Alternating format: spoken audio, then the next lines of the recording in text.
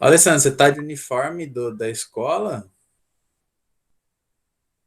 Quê? Você tá com o uniforme da escola estadual ou não? Ou foi impressão Sim. minha? É.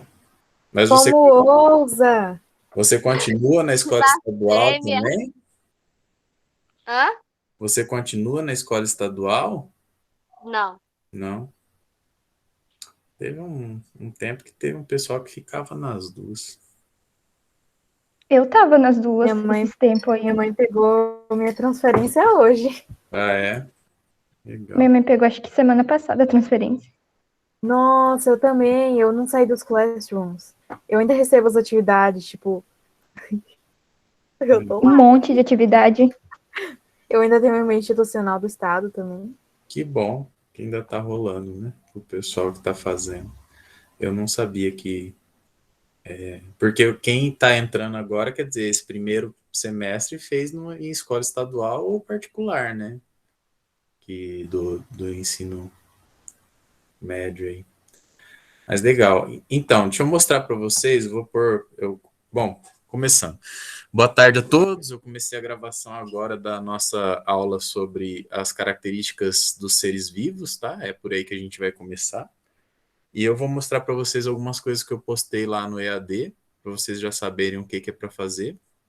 A gente vai ter aqui a parte síncrona, onde eu vou apresentar a aula, e depois disso vocês vão ter algumas coisas para fazer lá no EAD, inclusive atividades avaliativas que já vão estar à disposição, tá?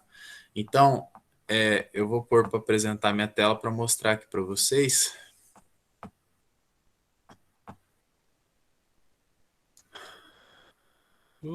Já vai começar aí. Todo mundo está vendo o que está sendo apresentado?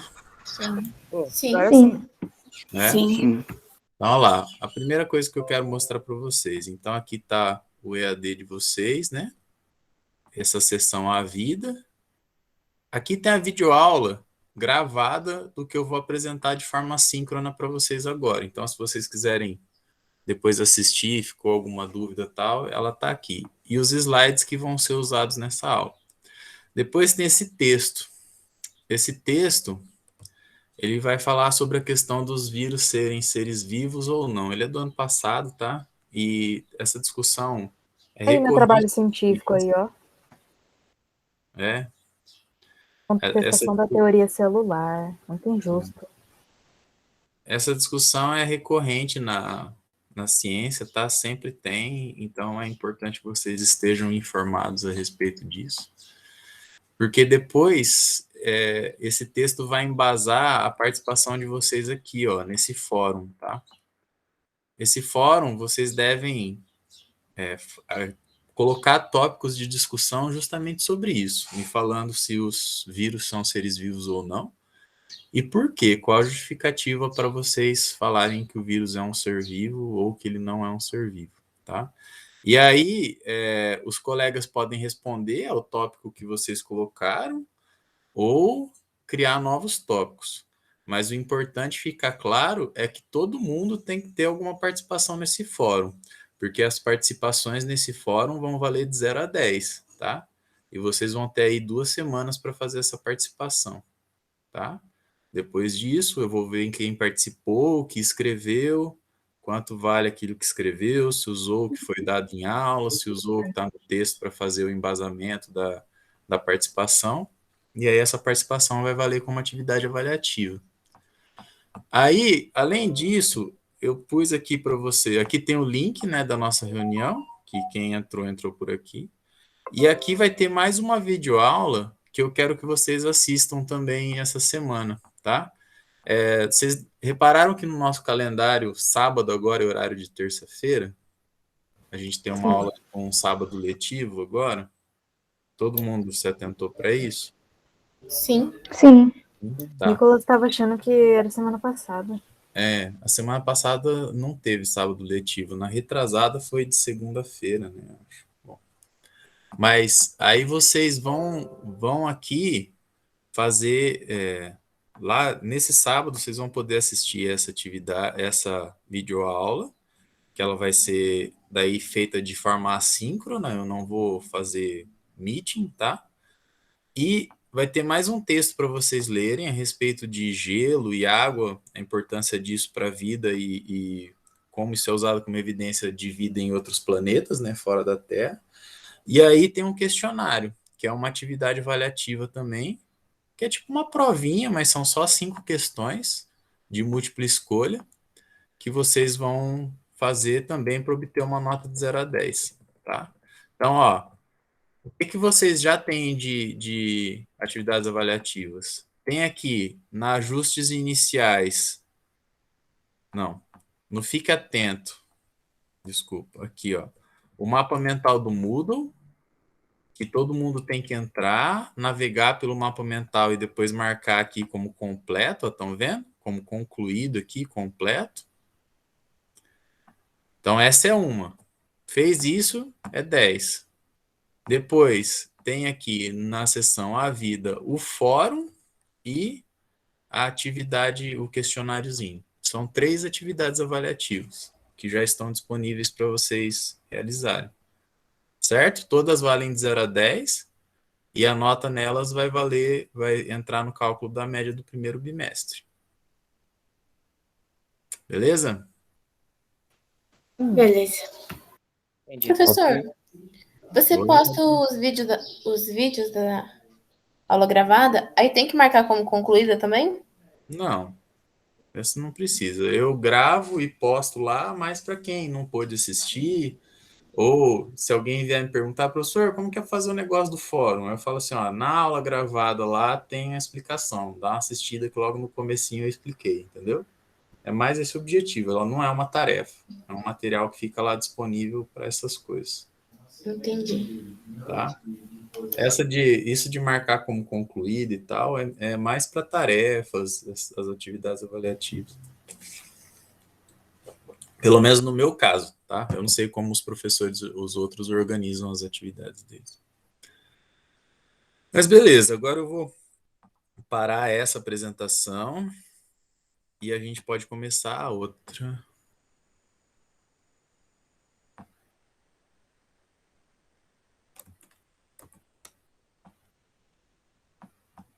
Para que a gente fale sobre a nossa primeira aula.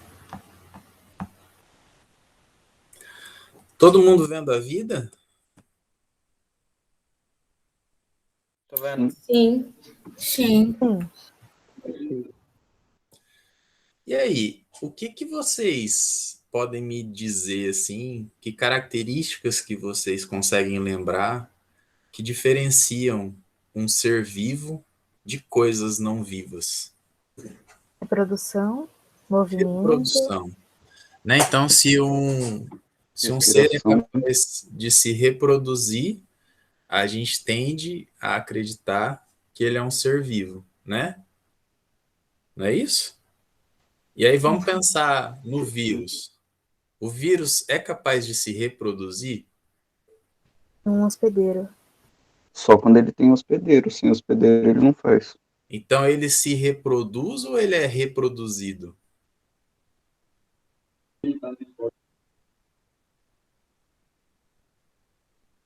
Ele é reproduzido, porque não tem troca de material genético. Ele meio que se clona.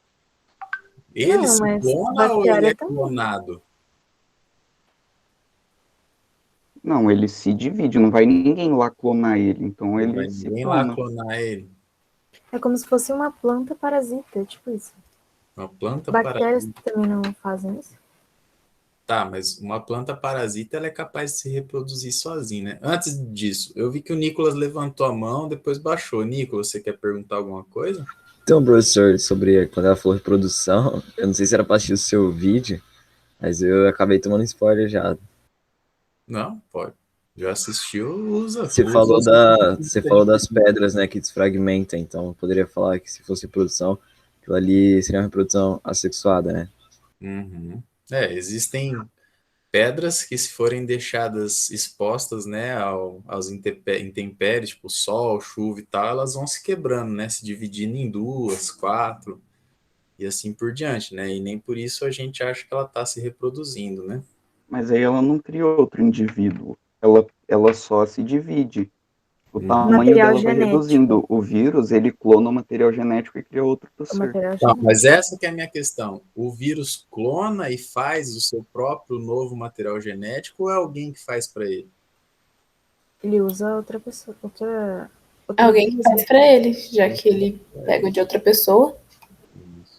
Ele não tem a capacidade de se autorreproduzir, tá? O que que ele faz? Ele entra numa célula, aí ele engana aquela célula e coloca o DNA dele no núcleo da célula e usa a máquina da célula para produzir novas fitas de DNA ou RNA. Ele não é capaz de produzir o seu próprio DNA e RNA, certo? Então, ele não se reproduz, ele é reproduzido. Entendem? Ele não tem essa capacidade de se reproduzir. Ele só vai ser reproduzido pelo hospedeiro. O que é diferente de uma planta parasita, porque, igual a Jennifer falou, a planta parasita ela está dentro de outra planta, mas ela se reproduz. Por exemplo, vamos pensar numa planta parasita. Tem uma planta parasita que chama erva de passarinho. Se vocês estiverem andando aí na cidade e virem em uma árvore uma outra planta com umas folhinhas menores, assim, totalmente diferente da que a árvore original tem, é muito provável que seja uma erva de passarinho. Ela é uma parasita, ela se fixa na planta hospedeira, insere as raízes dentro da planta hospedeira e suga a seiva dessa planta hospedeira. Mas ela faz as próprias flores, gera os próprios frutos e aí gera as próprias sementes. Então ela está se reproduzindo, né? Ela está usando a planta hospedeira como uma forma de nutrição, de proteção, mas não para reproduzir ela. Agora, os vírus, eles são parasitas intracelulares obrigatórios. E quem reproduz o DNA dele para gerar um novo vírus é a célula que ele está hospedando. E não é ele mesmo que reproduz. Certo? Certo. Ok. Bom, beleza. Então, vocês me falaram que uma das características da vida é a reprodução. Vocês lembram de mais alguma característica? Movimento. Possui Movimento, DNA? Respiração. DNA, respiração, alimentação. Então, primeiro, o ser vivo se movimenta. Todo ser vivo se movimenta? Não. Sim, seja por fator dele mesmo ou fatores externos. Tá, então se o vento soprar uma folha seca, ela é um ser vivo. Não, não é por isso que a planta é um ser Não. vivo. Dentro das Não é células isso ela que tem um caracteriza, movimento. mas todo ser vivo então. tem movimento, seja por isso ou não. Pode ser, não precisa ser um movimento do jeito que a gente pensa, Macroscópico. uma pessoa que sai andando, mas existem movimentos intracelulares, microscópicos, né, que demonstram para a gente que alguma coisa está acontecendo ali dentro, né? Essa alguma coisa, vocês já ouviram falar em metabolismo? Sim. Sim. Então, é o metabolismo do ser vivo, né? É o ser vivo funcionando, não é verdade? Aí alguém falou respira.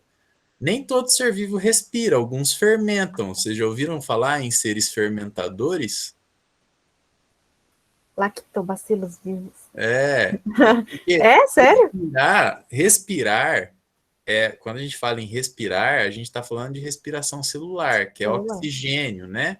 É oxigênio quebrando glicose, né? Em alguns seres vivos, existem seres vivos anaeróbicos, quer dizer, e inclusive anaeróbicos obrigatórios, que são aqueles que não são capazes de viver na presença de oxigênio.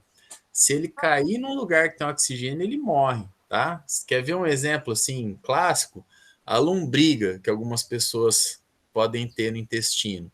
Quando ela é posta para fora, que ela entra em contato com o oxigênio, ela morre, tá? Porque ela não consegue viver na presença de oxigênio. Ela não faz respiração celular, tá? E como que ela vive?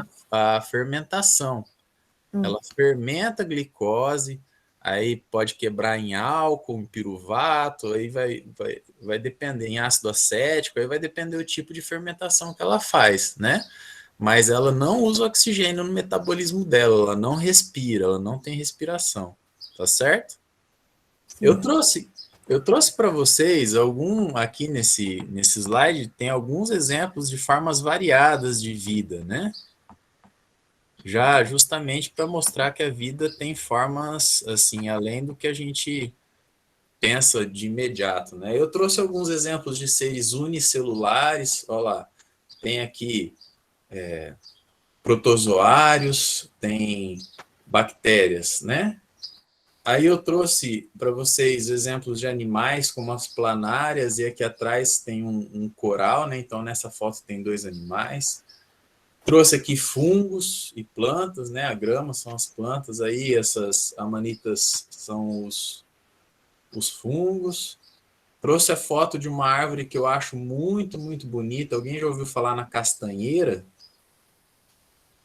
Já viram uma castanheira ao vivo? Sim, já vi. É aonde que você viu, Jenny? Lá em Novo Horizonte do Sul. Ah, foi a Melissa que falou. Novo Horizonte, no sul? Isso, aqui em Mato Grosso do Sul, deve ficar umas 5 horas daqui, por aí. E lá Bah, tem né? castanheira? Uhum. Se eu não me engano, acho que eu vi. Onde é que eu vi? Acho que foi em Fátima do Sul, também não lembro direito. Acho que foi também, eu vi lá. Porque a castanheira, essa castanheira é aquela castanheira da castanha do Pará, sabe? Sim, Sabe sim, aquela sim. castanha grande? Ela é típica, ela é amazônica, né? Ela não ocorre aqui na nossa região. Ela vai ocorrer do norte do Mato Grosso para cima. Agora, a não sei que alguém plantou uma ali para baixo, né? Daí pode ter acontecido dela aparecer. A que eu Mas acho mais bonita é a araucária. a araucária, né? A araucária é a que dá o pinhão pra gente, né? Já comeram pinhão? Nossa, lá em Curitiba tem um monte dessas árvores. É, né? Tem bastante mesmo. Eu morei em Curitiba por 6 anos, a gente via muita araucária naquela região mesmo. Mas aqui, geralmente, a gente acaba comprando pinhão no mercado mesmo, né? Porque não tem araucária à E é disposição. caro, né? Não sei, eu não acho caro. Quanto que foi a última vez que você viu, Lorena? Ah, não sei não, professor, mas é caro. Eu acho que eram Eu não 5 gosto muito. ou 7 reais o quilo, uma coisa assim. Em tempos que qualquer carne tá 39 o quilo, né? É. Professor, eu vi a castanheira lá em Tocantins. Até ovo tá caro já. Tocantins também é mais ao norte, né? Lá já... A primeira vez que eu vi uma castanheira, eu saí daqui de Campo Grande de carro, porque eu tinha terminado meu mestrado e eu fui contratado por uma universidade de Rondônia. E aí eu saí daqui de carro, quando eu passei Cáceres, já lá chegando em Pontes e Lacerda, lá começa a transição bem marcada do Cerrado para a Amazônia, assim. Aí chega um momento que as árvores fecham a rodovia, assim, muito altas, né? Árvores bem grandes. E aí foi a primeira vez que eu vi uma castanheira, assim, é maravilhoso. É uma planta muito, muito bonita, muito imponente, muito grande. Vocês repararam nessa foto aí que tem um cara aqui embaixo, ó? Pra vocês terem uma ideia do tamanho dele, Uhum. né, e da árvore. E, inclusive, é uma árvore que não se deve ficar embaixo dela, porque a castanha do Pará, ela vem em ouriços que parecem bolas de canhão, assim, que são de madeira extremamente duras.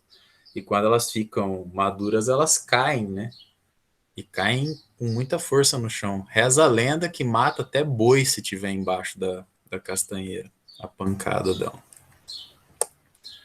Mas, bom, eu não sei se vocês perceberam, mas de forma geral, as minhas videoaulas, eu costumo começar com uns exercíciozinhos que trazem o assunto que vai ser tratado. E aí vocês podem tentar acertar, né, ou já ficar mais ou menos com a expectativa do que vai ser visto na aula. Então, o primeiro exercício que eu trouxe é esse, ó. Considere as seguintes características atribuídas aos seres vivos. 1. Os seres vivos são constituídos por uma ou mais células. 2. Os seres vivos têm material genético interpretado por um código universal. 3. Quando considerados como população, os seres vivos se modificam ao longo do tempo. Então, admitindo que possuir essas características seja requisito obrigatório para ser classificado como ser vivo, é correto afirmar que a. Os vírus e as bactérias são seres vivos, porque ambos preenchem os requisitos 1, 2 e 3. Os vírus e as bactérias não são seres vivos, porque ambos não preenchem o requisito 1. Os vírus não são seres vivos, porque preenchem o requisito 2 e 3, mas não o requisito 1.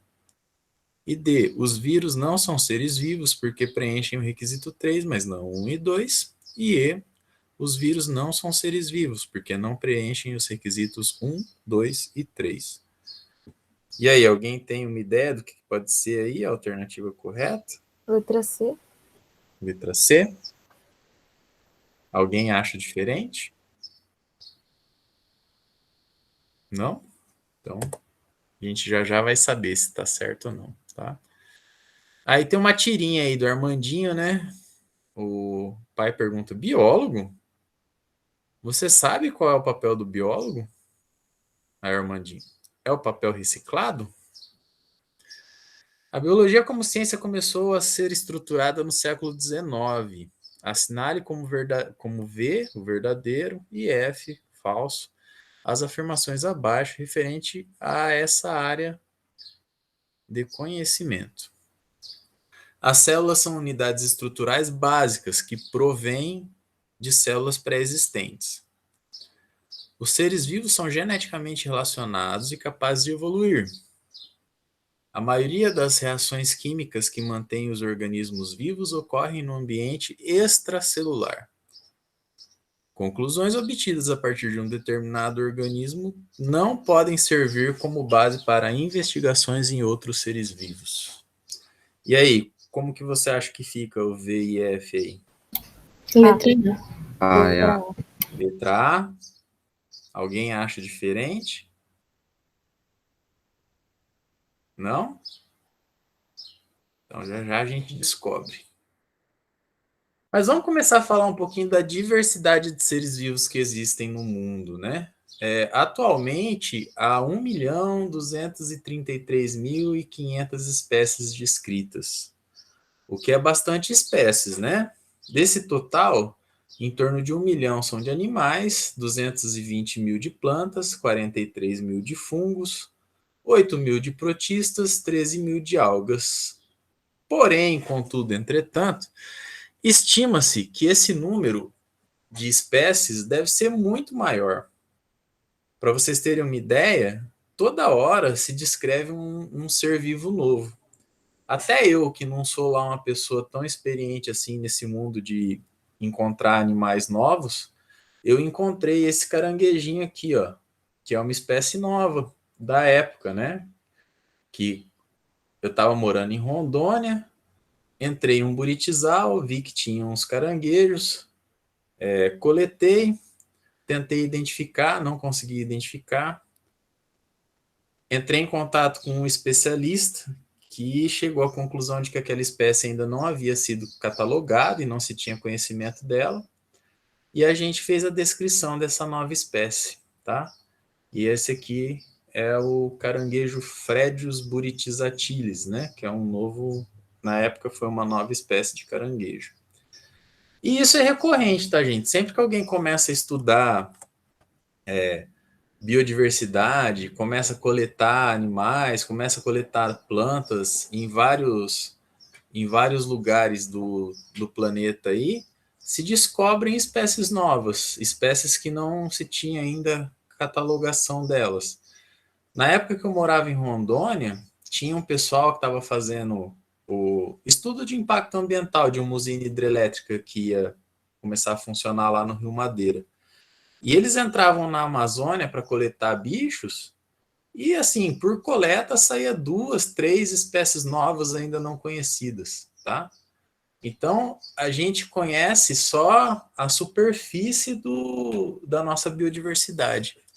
Então, cada vez que a gente vai destruir um habitat, a gente tem que levar em consideração que a gente está acabando com as espécies que existem ali e provavelmente, inclusive, com espécies novas que podem ter novas substâncias que muitas vezes podem ser úteis para tratamento de doenças, para soluções de problemas que a gente tem e que a gente ainda não tem solução, né?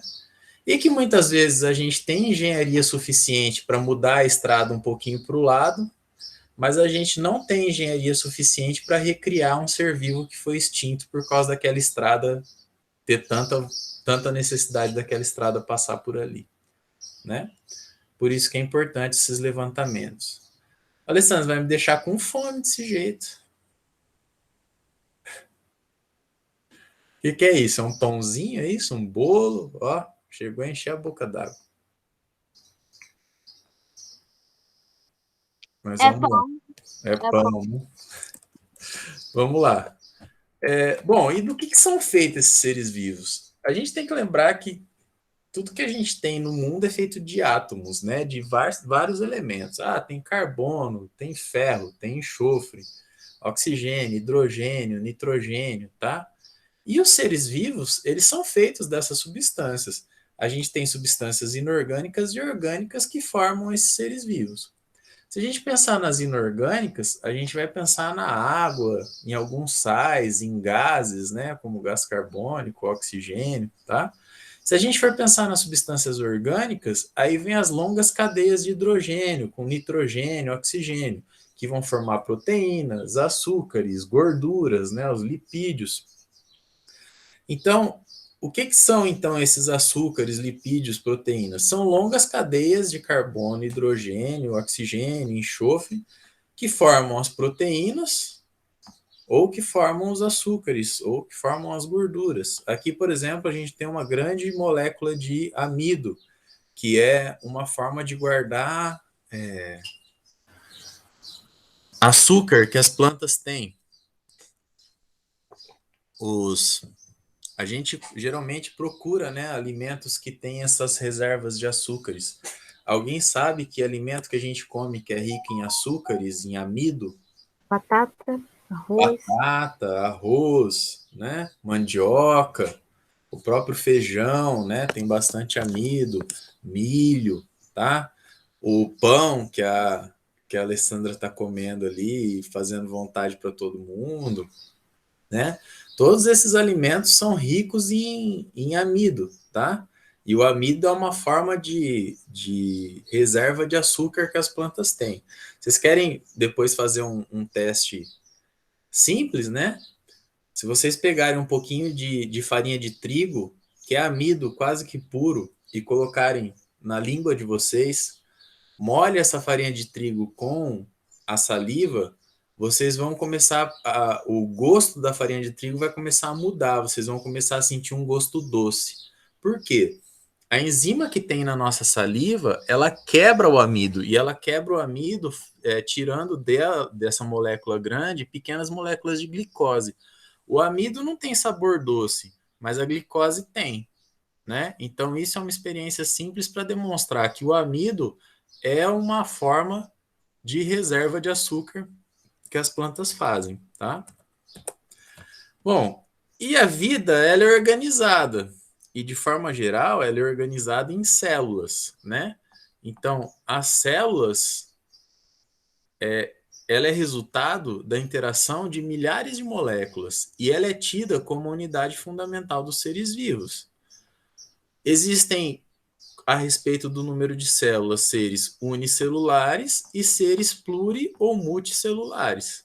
Então, animais e plantas, por exemplo, são multicelulares, já protozoários e bactérias são unicelulares. Todo mundo está familiarizado com célula, o conceito de célula? Oi, Maria. Professor, se a unidade fundamental dos seres vivos é a célula e o vírus não tem célula, ele já não seria caracterizado como não vivo? Esse é um dos argumentos que as pessoas que dizem que os vírus não são seres vivos usam para classificá-lo como não vivo.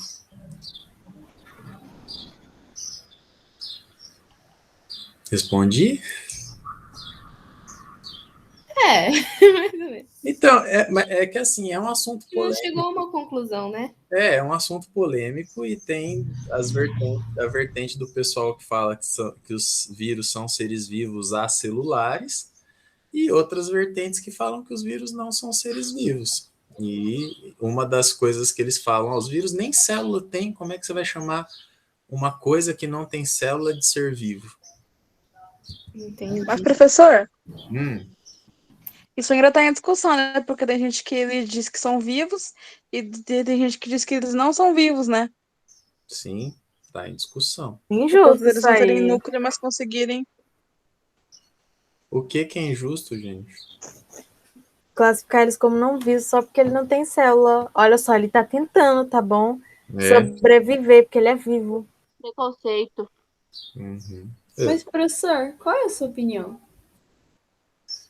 Professor, de forma geral, ele não tem uma opinião, né? Ele tem que apresentar as hipóteses que existem para vocês, e aí a conclusão quem tira são vocês, né? Agora, o que eu posso falar para vocês, até agora, das características que a gente viu, né, da vida. Os vírus não têm células, né? E eles não são capazes de se reproduzir. Certo? Vamos continuar. Vão aparecer Fala novas isso pro características. coronavírus. Hã? Fala isso pro coronavírus. É. Mas e aí, é um ser vivo ou não? Aí vocês vão me falar depois. Bom, numa organização mais macro, a vida ela se organiza na complexidade. Então, quando eu junto átomos e moléculas, eu consigo formar as organelas e as células, né? Quando a gente tem várias células semelhantes, unidas, desenvolvendo uma função, a gente tem um tecido. Os tecidos se juntam e formam órgãos que se juntam e formam sistemas. Então, um osso é um órgão. Quando eu junto vários ossos, eu tenho um sistema esquelético. Um estômago é um órgão. Quando eu junto esôfago, boca, estômago e intestino, eu tenho um sistema digestório. E assim por diante. Quando eu junto vários sistemas, eu formo um organismo, como, por exemplo, o lobo-guará aqui. Vários lobos-guará vivendo em uma determinada região, a gente tem uma população. Quando essa população se junta com outras populações, forma-se uma comunidade. Várias comunidades formam um ecossistema e vários ecossistemas a gente tem a biosfera, tá? Então, as células se reúnem formando tecidos, como tecido muscular, epitelial e etc. Os tecidos se reúnem e formam órgãos, como a pele, o coração. Os órgãos se reúnem e formam sistemas, como o sistema digestório. Vários sistemas formam um organismo. Vários organismos de uma mesma espécie, uma população. Várias populações, uma comunidade. Várias comunidades, um ecossistema. E vários ecossistemas, a biosfera. Entenderam essas etapas da organização da vida? Sim. Sim. Bom, outra característica da vida é que os seres vivos são capazes de transformar matéria em energia, né? Ah, mas professor, uma vela queimando faz isso, né? Ela pega a parafina, queima, produzindo energia, luz e calor. Seres vivos transformam o alimento em outras substâncias e energia, como, por exemplo, isso é feito através da nutrição. Então, quando o ser vivo se alimenta, ele adquire matéria para o crescimento e manutenção do corpo e energia para as atividades, fazendo isso através da respiração, que transforma a glicose em energia, através de uma reação de queima, que no nosso caso ocorre na mitocôndria. Já ouviram falar da mitocôndria? Mitocôndria é quem faz respiração. Sim, mas não entendo ela muito bem. A mitocôndria é uma organela, né, que está dentro das nossas células e é responsável pela respiração celular, beleza? A gente vai falar dela quando a gente estiver falando da célula. Por enquanto é só para vocês conhecerem o nome e saberem um pouquinho da função. A glicose, então, ela entra em contato com o oxigênio. Dessa reação sai o gás carbônico e água e sai o ATP, que é a adenosina trifosfato, que é a energia que as nossas células usam. Alguém aqui Geralmente são os meninos, mas não necessariamente. Faz musculação para ficar fortinho e tal. Já ouviu falar em creatina? Oi, Alessandro. Professor, não faço musculação, porém conheço creatina. Conhece creatina? Uhum. O Alessandro quer perguntar alguma coisa, pode falar. Professor, por que que ele tá C6H12O6 mais 2? Tipo, não terminaria no 6 a glicose? Por que que tem o mais O2? É o açúcar mais o É o oxigênio. oxigênio que entra na mitocôndria através da respiração. Então, o açúcar, que é o C6H12O6, entra em contato com o oxigênio, que é o O2, junta um no outro. Isso provoca uma queima. Queima a glicose, produz gás carbônico e água e energia. Entendeu, Alessandro? Sim. Sim, tá.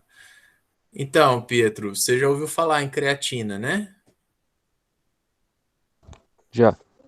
Então, a creatina é um suplemento alimentar, né, que a pessoa toma.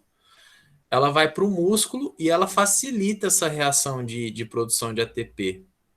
Por isso que quem toma creatina diz que melhora a disposição para fazer exercício, né? Consegue levantar mais peso, consegue fazer mais repetições, né? E isso melhora o desempenho na academia e nos exercícios Professor, que a pessoa for fazer. Oi.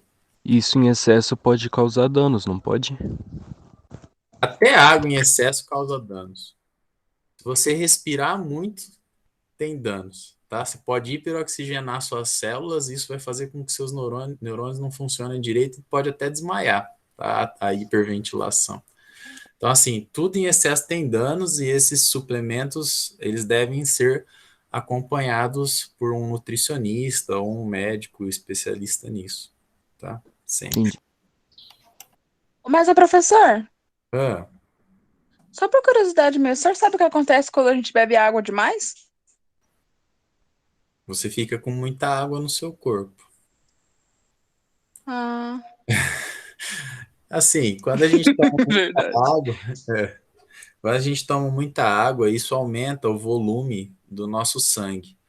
Aumento do volume de sangue aumenta a pressão sanguínea, né? E aí, por exemplo, digamos que a pessoa tem um aneurisma e não sabe. Isso pode provocar o rompimento do aneurisma no cérebro e a pessoa morrer por causa de um derrame, entendeu? De um acidente vascular cerebral. Beber água. De beber água. Quem tem Professor, pressão alta tem ingestão de água controlada, tá? Não pode tomar o tanto de água que quer, não. Como que a É. gente respira demais? É. Você fala. Vixe, meu pai tomando um monte de água aí sem um acompanhamento. Nem remédio precisa Beber tomar. água demais ainda dá pra entender, mas se respirar demais, que Tem uma técnica de hiperventilação que dá para fazer, mas assim, demora. Qualquer dia a gente faz, mas quando a gente faz ela corretamente, a gente começa a sentir choques nas pontas dos dedos, nos lábios, no nariz, que já é um sinal de excesso de oxigênio no corpo. Mas se fizer errado, não tem isso de desmaiar? Pode desmaiar. Uhum. Pode acontecer desmaios. Mas é uma respiração em etapas que é feita. É até uma técnica de relaxamento e meditação, assim. Mas é possível respirar mais do que... Mas começa a fazer tipo uns formigamentos nas pontas dos dedos, na boca. A gente pode Então, depois... assim, ninguém vai fazer isso sem querer, né? Provavelmente. Não, ninguém vai fazer sem querer. tá. Forçar a respiração. Entendi. Tá? Bom, a gente estava falando, quando a gente fala de respiração celular, a gente fala de metabolismo. O metabolismo pode ser anabolismo ou catabolismo. Anabolismo vem de construir e catabolismo vem de quebrar.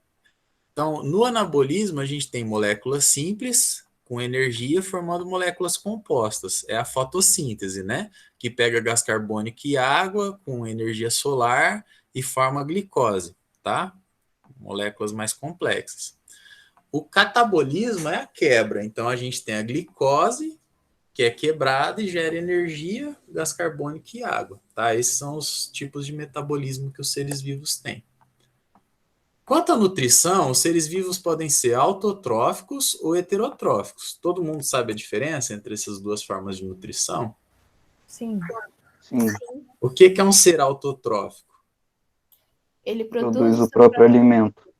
É capaz de produzir seu próprio alimento, como, por exemplo, as plantas. Elas fazem isso através da fotossíntese. fotossíntese, tá? E o heterotrófico? É o que depende de outros organismos. Ele não é capaz de fazer a própria comida, o próprio Não alimento. produz seu próprio alimento, né? E aí nós somos exemplos de heterotróficos, né? A gente tem que comer outros seres vivos, outras coisas, se a gente quiser sobreviver e obter a nossa energia. Professor, a Lorena perguntou esqueci o nome, como é que chama? Tá. Ela perguntou, essa queratina é igual whey? Não. O whey, ele é soro de leite liofilizado, de forma geral, né? Eu acho que é isso, pelo menos que eu vi da última vez, era assim que eles faziam. O que é isso? É proteína, tá? Quando a gente faz o exercício, faz a musculação, a gente rompe células do músculo, tá? A gente rompe fibras do músculo. E aí essas fibras do músculo têm que se cicatrizar, e quando elas se cicatrizam, elas cicatrizam mais forte um pouquinho maior, tá? E para fazer essas fibras musculares, para aumentar a quantidade de fibra, a gente usa proteína. O whey é um suplemento que é só proteína. Então é uma suplementação de proteína. Dá para fazer de outras formas. Por exemplo, a clara do ovo é só proteínas. Já viram o pessoal que malha muito só come clara de ovo? Não Já. come. Sim. Então, a clara Frango do e ovo batata doce também. a clara do ovo é proteína pura. É como se fosse o whey. O whey é isso, tá? A creatina é outra substância. Esse negócio que você falou do rompimento das fibras, é por isso que quando você vai na academia no outro dia você volta todo doído? Também por isso, mas também porque quando você exagera, né, ultrapassa a capacidade do seu músculo, ele entra em anaerobiose, né? Ele faz fermentação ao invés de fazer respiração celular. E isso gera ácido lático. E aí o ácido lático, ele causa dor muscular dentro do músculo também, tá? Além do rompimento das fibras, tem a questão do ácido lático. E geralmente isso passa em 72 horas, né? Dependendo se você não machucou o músculo, né? Que aí já é mais longa a recuperação. Tá? Bom, aqui eu trouxe uma figurinha só para vocês lembrarem como é a fotossíntese, né? Lembrando que está partindo de moléculas simples para molécula mais complexa. E aqui a respiração, que parte de uma molécula mais complexa para moléculas simples. Além disso, de forma geral, os seres vivos apresentam reação e equilíbrio. Essa reação a gente chama de irritabilidade, que é a capacidade de reagir a estímulos. Todo mundo conhece a dormideira? Sim. Sim. Então, essa dormideira é uma planta que, quando a gente encosta nela, ela reage àquele estímulo recolhendo os folíolos, né? Como uma forma de se proteger. Além disso, tem a homeostase, que é a capacidade de manter-se constante. O pH dentro do nosso corpo, a temperatura do nosso corpo, tudo isso é mantido constante através do nosso metabolismo. A quantidade de água. Então, se eu tomo mais água que eu devia, meus rins vão trabalhar para jogar esse excesso de água fora, né? Se eu estou ficando muito quente, porque está muito calor, eu vou começar a suar, porque a água vai para a superfície do meu corpo, evapora e retira a energia do meu corpo, resfriando ele. Se eu tomo alguma coisa muito azeda, minha vesícula biliar vai jogar a bilis para reduzir a acidez do alimento, do estômago, entendeu? Para manter sempre no pH neutro 7. Então, o nosso corpo, os seres vivos de forma geral, eles tentam se manter o mais constante possível. Por quê? As reações que acontecem dentro do nosso corpo, elas ocorrem bem em uma determinada faixa de pH, de temperatura. Se esquenta muito, as coisas começam a dar errado, e aí fica ruim para o metabolismo. Se esfria muito, a mesma coisa. Se fica muito ácido, é ruim também, mas se fica muito básico, também é ruim. Então tem que sempre manter neutro, com uma temperatura constante, com a quantidade de água constante, e isso é uma característica dos seres vivos também. A homeostase, a estabilidade química e física, tá?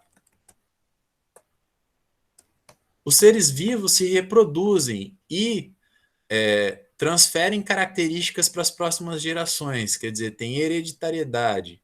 Os descendentes herdam características dos antepassados. Nós somos resultados da interação dos nossos genes com o meio ambiente. Os genes são pedaços de DNA herdados dos nossos pais. Isso não é segredo para nenhum de vocês. Vocês não acreditam na cegonha mais, né? Não. Eu acho que eu nunca acreditei na cegonha. Tá. Todo mundo Se a sabe. cegonha existe, eu devo ter caído.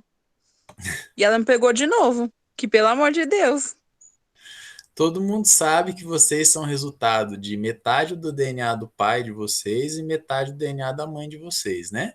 23 cromossomos de cada um se juntaram e formaram os 46 cromossomos que estão nas células de vocês. Tranquilo isso para todo mundo? Sim. Tranquilo. Infelizmente, do meu pai também. Oi, Ellen.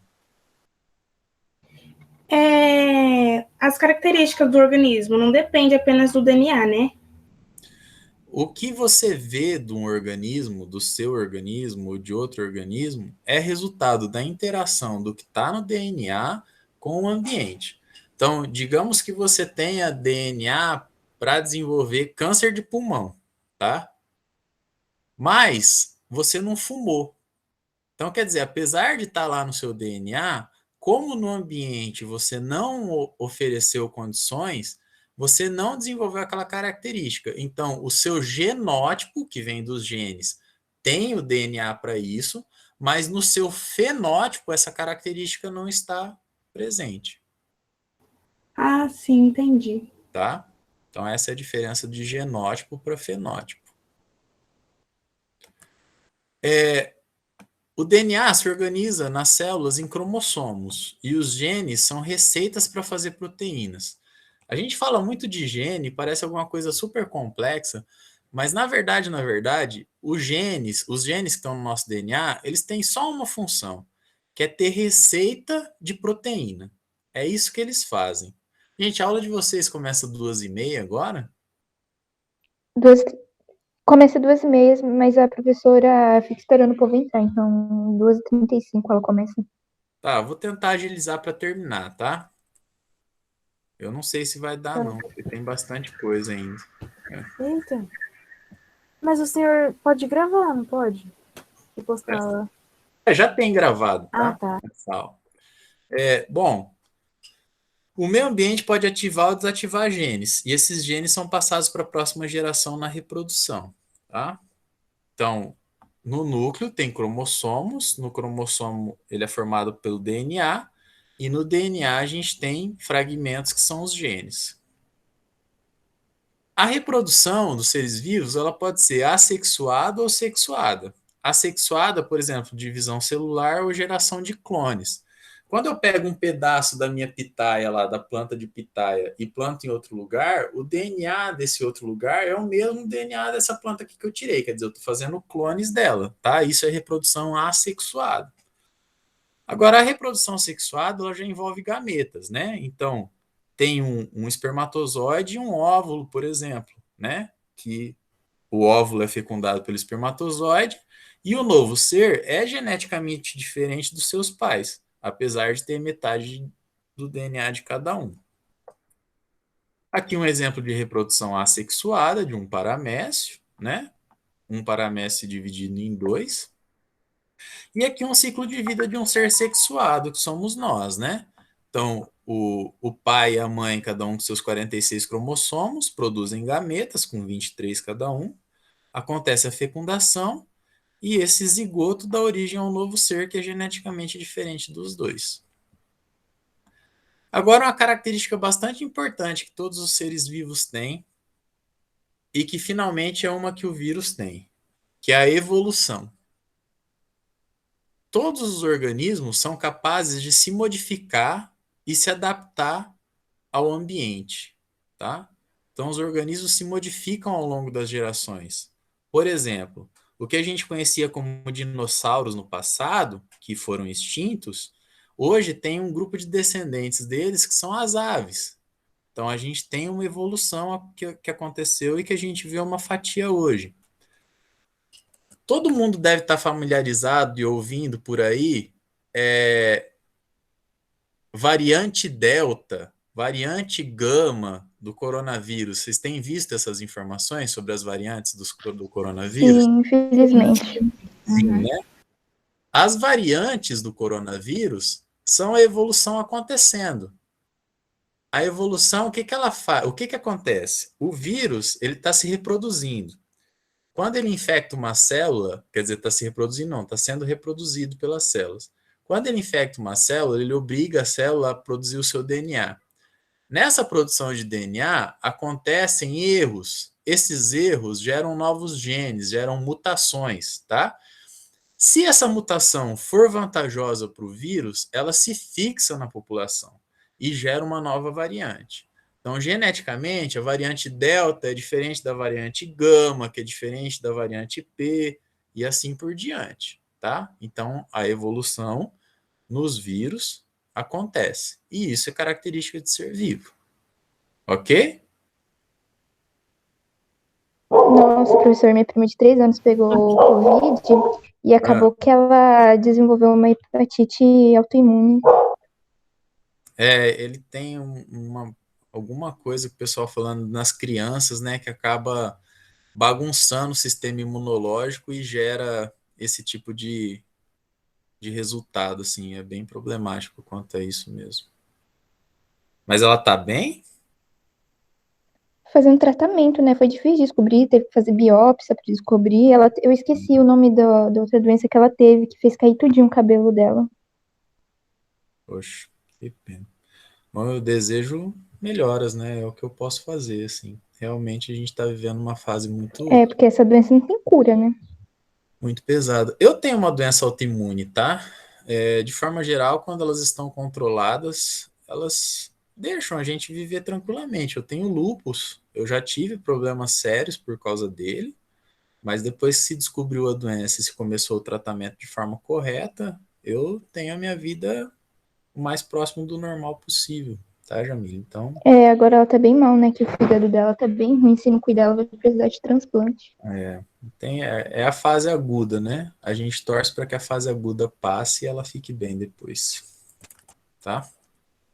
Isso. Professor, eu vou sair, né? Porque já começou a aula de português. Tá bom, gente. Gente, então vamos lá. Eu não quero atrapalhar a aula de vocês lá, não, tá?